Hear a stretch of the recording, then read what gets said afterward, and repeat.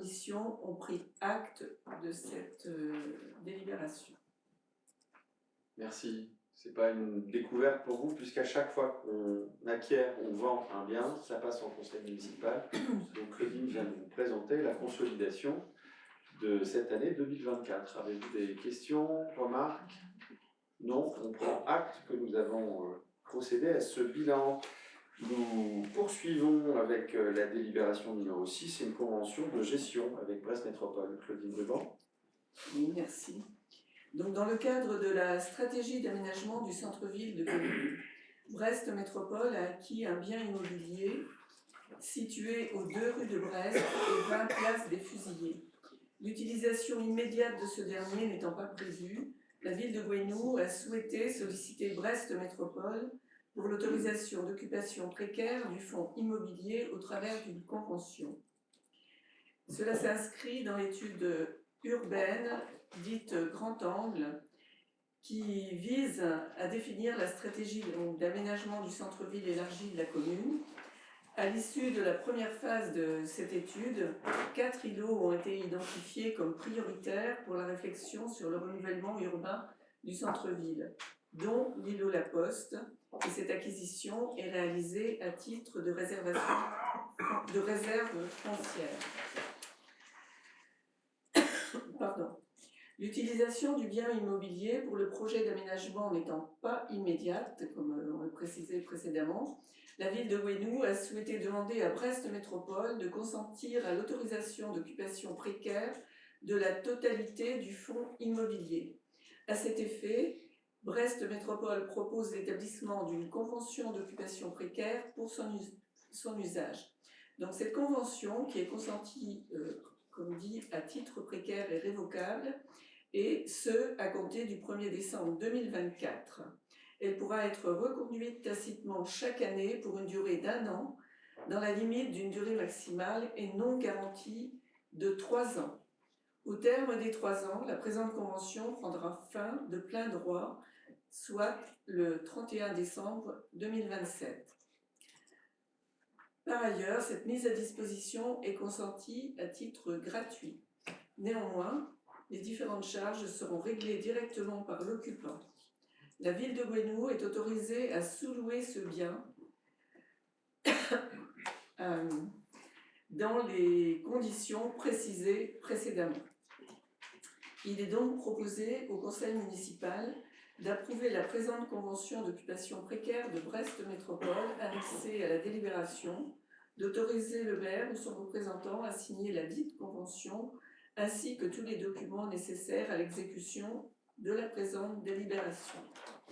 En annexe, donc, vous avez pu trouver la convention d'occupation précaire de Brest Métropole avec la ville de Gwennou et le plan d'identification des parcelles immobilières. Donc l'avis des différentes commissions a donné un avis favorable à l'unanimité.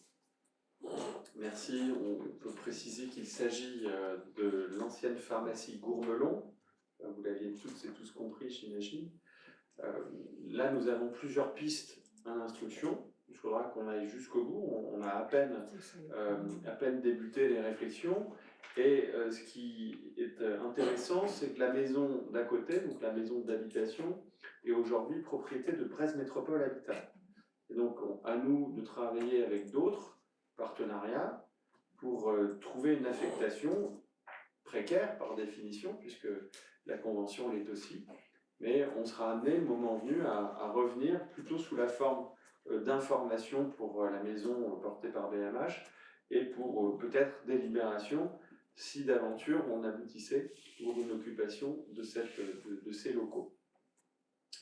On a amené ensemble des réflexions parce qu'on a des biens inoccupés à l'échelle du centre-bourg, certains comme celui-là, d'autres portés par l'EPF, l'établissement public foncier régional, sur d'autres endroits, puisqu'ils font des acquisitions.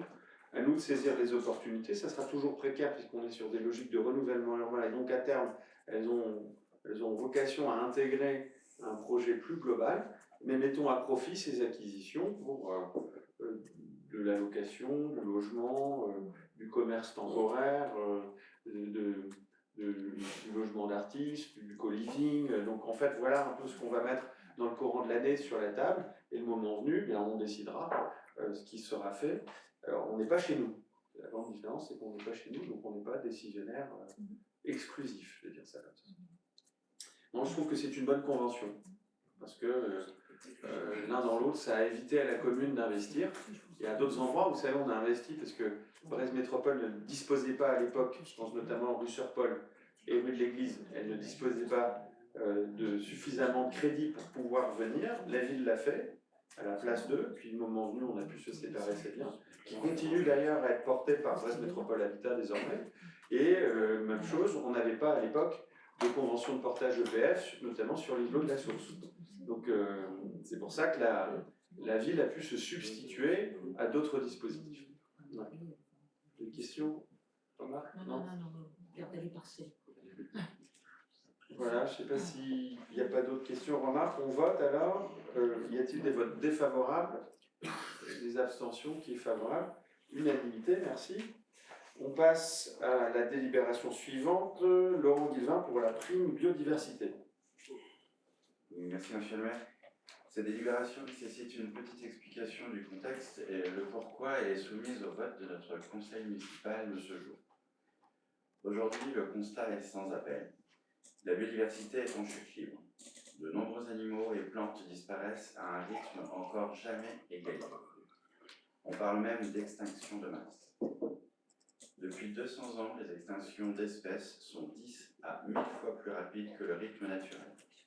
À ce rythme-là, la planète va perdre 75% de ses espèces en 500 ans. Nous recensions plusieurs alertes rouges. 68% des populations de vertébrés, à savoir de mammifères, poissons, oiseaux, reptiles et amphibiens, ont disparu entre 1970 et 2016, soit en moins de 50 ans. 40% des insectes sont en déclin au niveau mondial. Depuis 30 ans, la masse des insectes diminue sur Terre de 2,5% chaque année, alors qu'au moins 75% des cultures alimentaires en Europe dépendent des insectes pollinisateurs. 41% des amphibiens risquent de disparaître à brève échéance de la surface de la Terre. 75% des milieux terrestres sont altérés de façon significative et plus de 85% des zones humides ont été détruites. 15 milliards d'arbres sont abattus chaque année dans le monde. 46% de la couverture forestière a disparu depuis la préhistoire et 38% des chauves-souris ont disparu en France entre 2006 et 2016, parmi 19 des 34 espèces vivant en métropole. La destruction et l'artificialisation des milieux naturels sont principalement dues à l'échelle mondiale à l'intensification et à l'extension des surfaces exploitées qui conduisent au déboisement de vastes surfaces forestières. En France, ils se traduisent notamment par l'artificialisation, c'est-à-dire par la perte d'espaces agricoles, naturels ou forestiers. Ils conduisent à la destruction, la dégradation et la fragmentation des habitats, le dérangement des espèces, la dégradation des sols, de leurs fonctions et de leur biodiversité. Alors, à son humble niveau, Gwenou souhaite faire sa part et met en place une prime biodiversité pour aider ses administrés à la préserver. Cette prime, qualifiée de coup de pouce, est destinée aux résidents s'engageant activement en faveur de la préservation de certaines espèces locales par l'installation d'un dispositif favorable à leur habitat.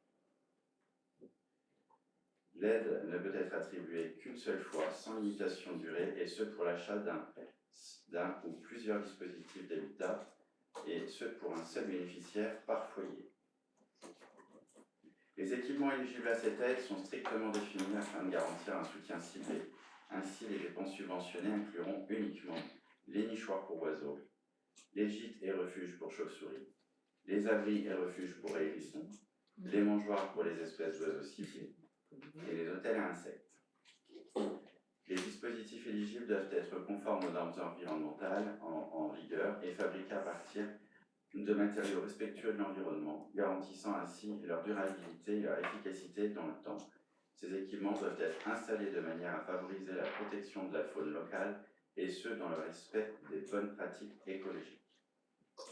Le matériel pourra être neuf ou de seconde main. L'aide biodiversité est allouée à hauteur de 50% des dépenses engagées, et cela dans la limite d'un plafond de 100 € par dossier. La demande devra donc être déposée dans les 6 mois suivant la date de facturation du matériel. Vous avez donc dans la délibération les éléments constitutifs des dossiers cités ou cités. Donc, il est donc proposé au conseil municipal d'approuver la mise en place du dispositif de prime biodiversité visant à encourager l'acquisition d'un dispositif favorisant l'habitat de la faune locale, de fixer le montant de l'aide à 50% des dépenses engagées dans la limite de 100 € et limité à un seul bénéficiaire par foyer, résident et moyen. Et enfin, d'autoriser Monsieur le maire à prendre toutes les mesures nécessaires à l'exécution de la présente délibération. Vous avez en annexe donc le formulaire de demande prime biodiversité et la notice explicative prime biodiversité. Unanimité des 2 commissions aménagement durable et moyens généraux. Je vous remercie. Comme on disait tout à l'heure, vous avez bien noté, il y a une petite correction, c'est achat d'un ou plusieurs dispositifs. Hein. Je crois que la remarque a été faite en commission. Moi, j'ai juste envie de vous dire, ce qu'a évoqué Laurent, hein, il n'y a pas de grande ou de petite mesure. Et bien entendu, pour porter ce dispositif, on va se faire accompagner. Il y a déjà Mounia Wallage ici en interne qui instruit tous les dossiers, mais surtout des partenariats. Et je crois qu'on voit la Ligue de protection des oiseaux cette semaine, ça doit être demain ou après-demain, et on voit que nos initiatives, eh bien, la communication sur les hirondelles. On voit que les hirondelles sont préservées ici. On a disposé en fait eh bien, des tas de glaises pour la construction de leur nid dans le centre-bourg. On voit que ça marche, puisque d'année en année, on les voit revenir. Là, ça paraît une petite initiative. Et vous savez que la LPO mène tous les ans une comptabilisation. C'était le week-end dernier. Nous, on l'a fait tous les ans. Je raconte ma vie, mais on l'a fait tous les ans. Et alors, le coup de pas de bol, c'est qu'il y a de la tempête. Donc, on n'a pas tellement vu les oiseaux ce week-end-là. Bref. Mais en ayant ce type de protection, eh bien, c'est la nature qui revient en ville. Et la nature a aussi sa place en ville. C'est ça qu'on a tendance à oublier.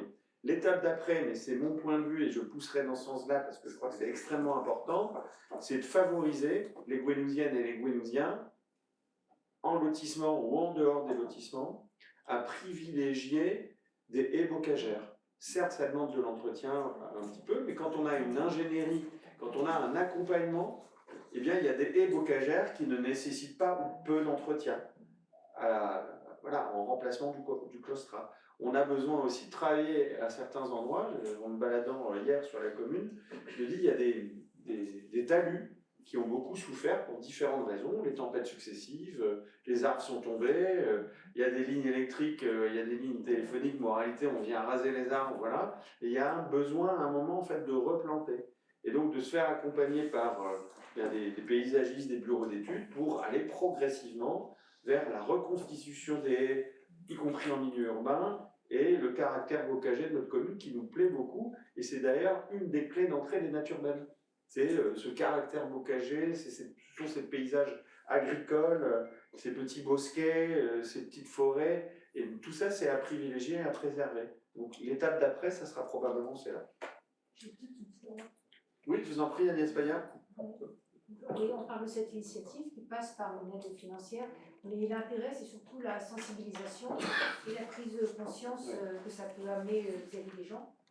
Et on avait noté aussi, donc, on avait élargi un peu la discussion en commission en disant que par rapport à l'environnement, je reprends un peu du coup les termes que vous avez, c'est que de plus en plus les haies sont détruites au profit de claustras. On aperçoit que dans les espaces privés, il y a de plus en plus de zones bitumées. Donc, on se posait la question comment pouvoir améliorer un peu cette situation. Parce que comme vous disiez, par rapport au cours d'école, tout ce qui est bitume, c'est des choses, et puis normalement on est amené à les diminuer. Et sur nous, on voit que dans le privé, ça augmente. Ouais. C'est le phénomène d'urbanisation. Oui, c'est vrai, c'est la facilité. On a dans le cadre de nos règlements, alors c'est des questions d'urbanisme, notamment sur Penwatt, on a des proportions dans les règlements qui empêchent de venir trop bitumé, entre guillemets, notamment dans les règlements de lotissement. Donc ça, on actionne déjà ce type de dispositif. Après, les gens ont besoin aussi de rentrer chez eux, donc c'est toujours un compromis à trouver. Et c'est pas si simple que ça. Et en avançant, eh bien, on se rend compte qu'on favorise la prise de conscience, vous avez raison, et on aura besoin, j'en profite qu'il y ait le Télégramme et Ouest France, ce dispositif, entre guillemets, il est compact, ça n'est que 5 000 €, mais on a besoin des médias.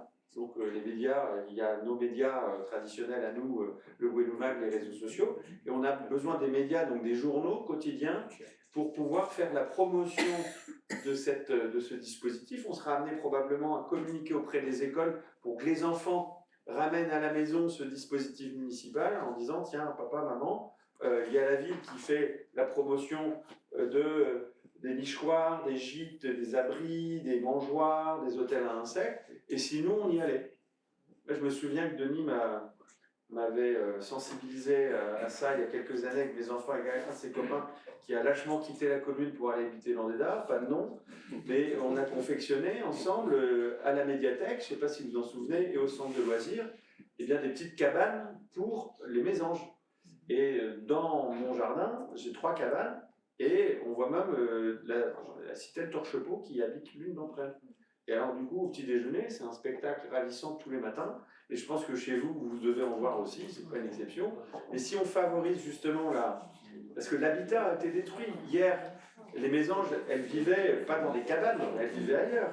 Sauf que ça a été détruit au fur et à mesure par l'homme. Sauf qu'il faut qu'on trouve le compromis. Les gens doivent continuer à pouvoir construire, à habiter chez eux.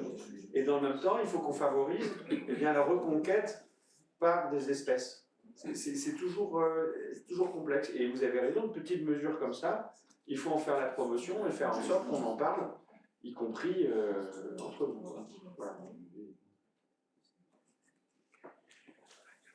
C'est un sujet, mais ça paraît être un petit dispositif, mais on a du débat, c'est ça qui est intéressant. S'il n'y a pas de remarques, on peut aller au vote. Y a-t-il de vote défavorable? Abstention, qui est favorable?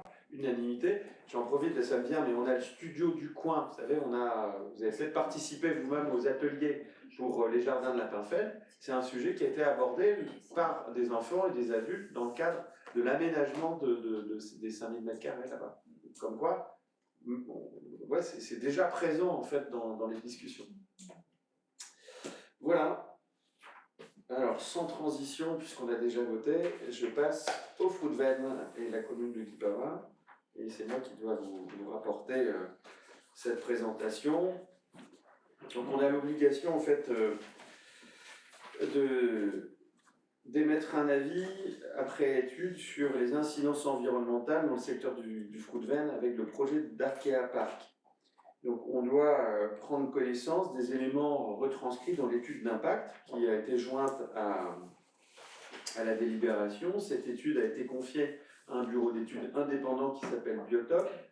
Ils ont pris en compte le milieu physique, le milieu naturel, le milieu humain, les risques majeurs et le paysage et patrimoine culturel. Il est à noter que le projet, puisque ces études ont été menées, et depuis 2018, il y a eu 3 grandes évolutions qui ont pris en considération l'impact de ce projet, donc qui est l'Arkea Park. 3 évolutions en 2021, 2022, 2024. Ce qui fait qu'ils ont donné des inflexions, donc les porteurs de projet, Denis et Gérard Le Saint, ont donné des inflexions sur l'implantation du stade, qui se situe désormais plus au nord-ouest qu'avant. Ils ont créé une zone qui va être renaturée, qui va être dimensionnée, préservée, pour la biodiversité à l'est du site en espace de compensation. Et enfin, au regard de ces études et débats, ils ont été amenés à réduire les surfaces imperméabilisées et le nombre de stationnements. 3 lignes de force, 3 ambitions au projet qui sont dans la présentation. Les petits 1 de permettre la poursuite du développement du stade brestois 29. Voilà, ça c'est une des grandes lignes, et on le voit dans le moment.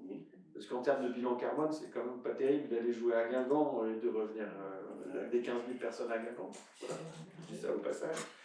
Il y a une qui est au même niveau. On a le stade brestois, et au même niveau, les frères Le Saint ont décidé de soutenir la pratique sportive des personnes en situation de handicap. Ça figure dans leur projet. Au même niveau que le sport professionnel, cet outil, puisqu'il sera ouvert 365 jours par an idéalement, et pas que les soirs de match, c'est trop peu. On a combien d'équipes en Ligue 1 maintenant? 18. Donc il y a 16 matchs à domicile. Et bien du coup, ça veut dire que si on n'aurait que ces 16 matchs, alors on peut compter sur la Coupe de France, la Coupe d'Europe pour venir dimensionner un peu différemment le calendrier, mais toujours est-il que c'est faire un usage assez minime d'un équipement de cette nature. Moralité, ils veulent en faire aussi un outil d'attractivité. Quitte à investir, il faut investir dans un lieu de vie qui permet une attractivité à l'échelle du territoire métropolitain et du Nord Finistère.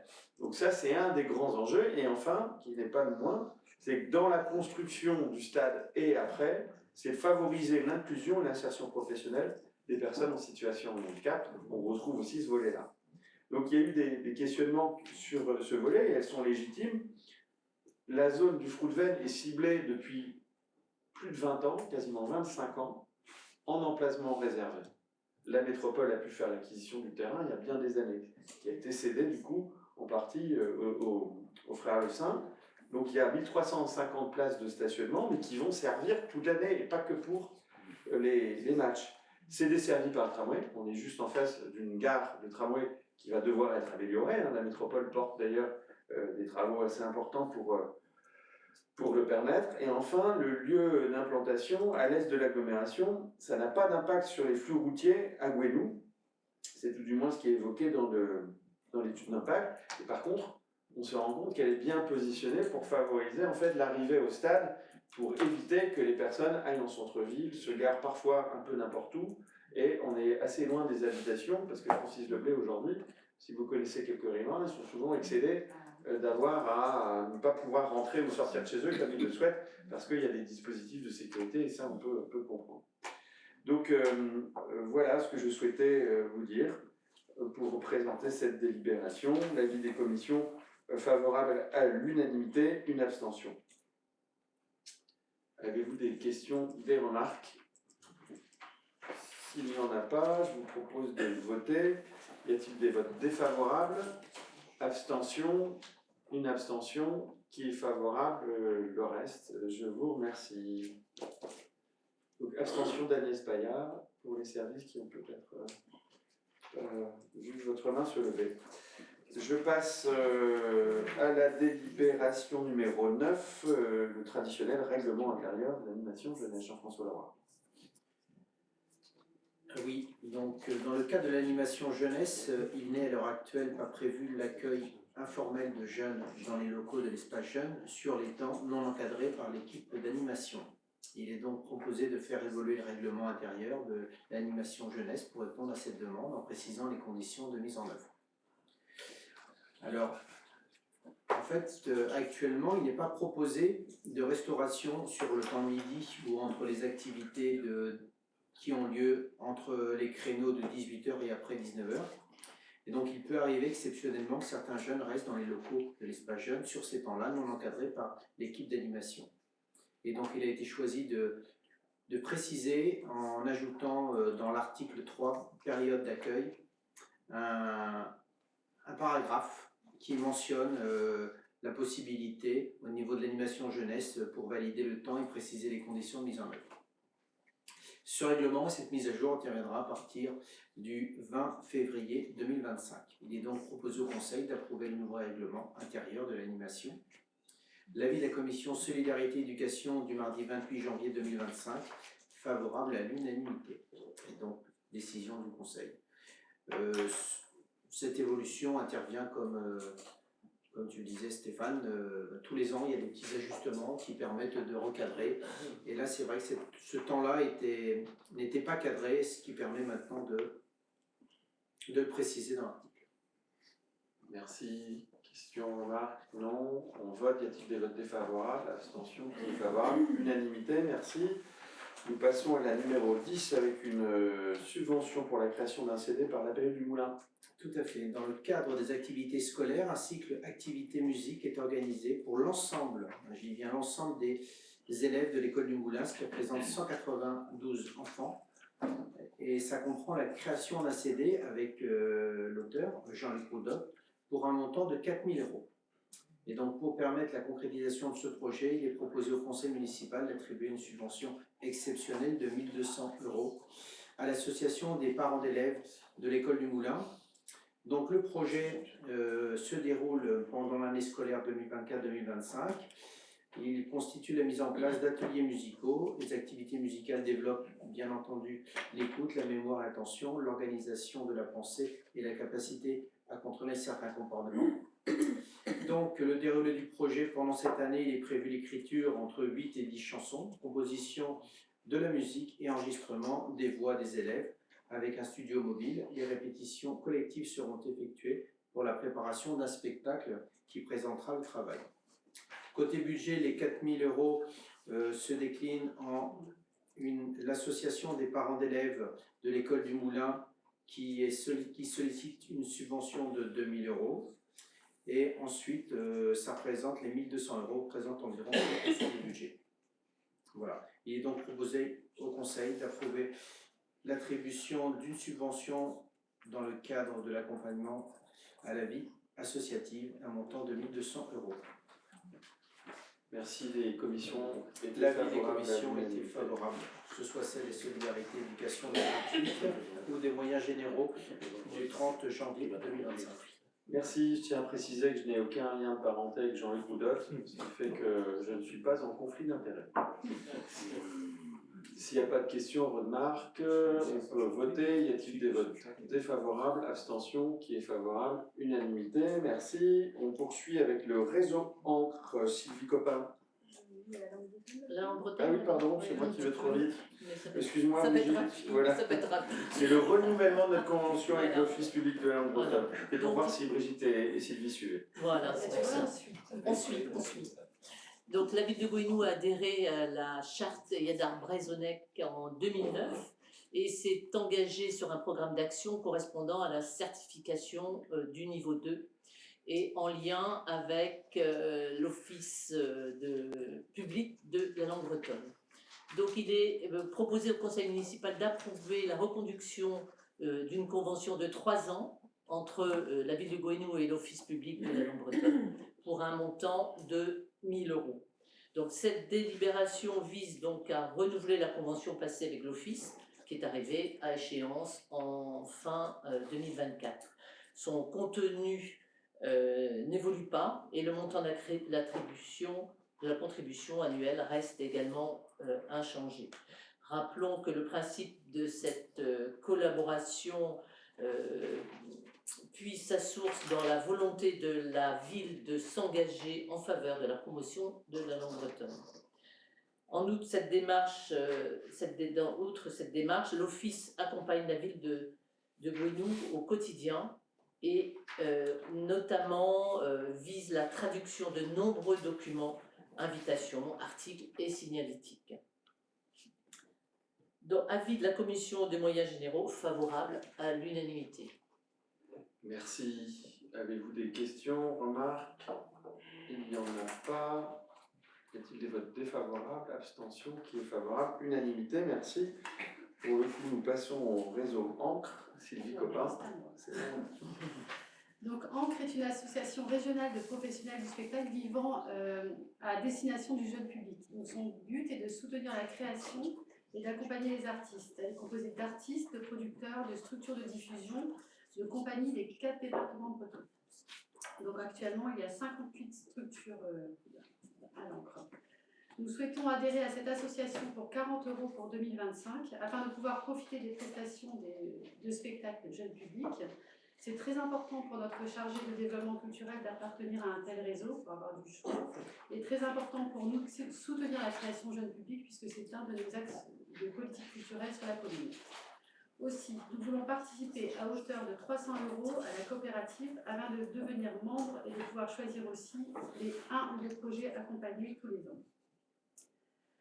Donc il est proposé au conseil municipal d'adhérer à l'association pour 40 € pour l'année 2025 et de participer à la coopérative à hauteur de 300 €. Les 2 avis des commissions étaient favorables à l'unanimité.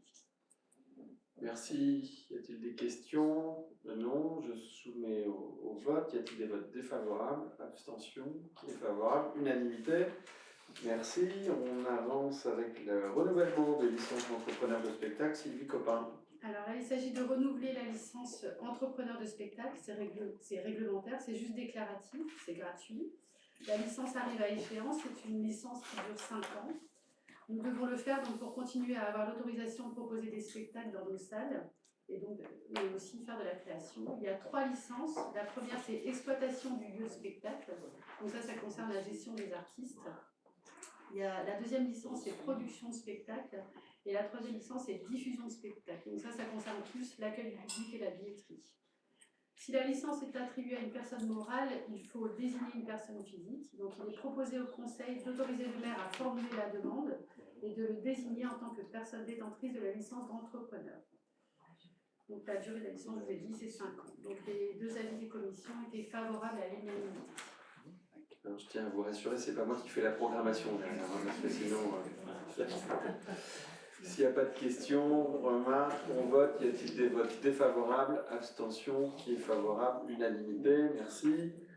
Non, je dis ça parce que Philippe Noury me paraissait jaloux. Non, je demandais où était la licence 4. Ah, la licence, dans mon bureau.